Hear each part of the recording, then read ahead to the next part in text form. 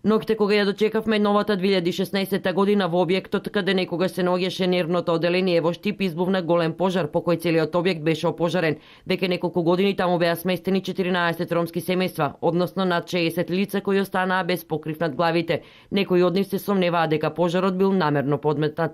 Има 4 покушаи нови, после тоа тука оваа другата зграда, значи сака да не убијат се деца. Ова не е пожар, ова е убиство. Во текот на утрешниот ден локалната самоуправа со надлежните институции на вонреден состанок ќе се обидат да најдат решение на проблемот со кој се соочуваат ромските семејства кои буквално останаа на улица.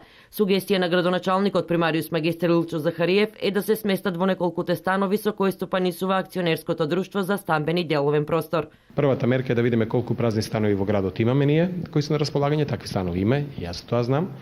И да видиме по кој ред би се поделиле тие станови, но тоа не е оврска на општината, бидејќи ние не може да ги поделиме тие станови.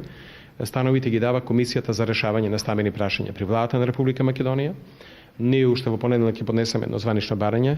Може да помогнат со облека, со храна, на некој начин да се обезбедат со покукнина за да можат во овие зимски и ниски температури на некој начин да се згрижат. За оваа ноќ јас ќе им препорачам на сите да видат кај роднини, кај пријатели да можат да останат. До решавањето на проблемот Ерол Адемов, виш референт за односи со заедниците во Штип, со апел до граѓаните да им се помогне на овие семејства.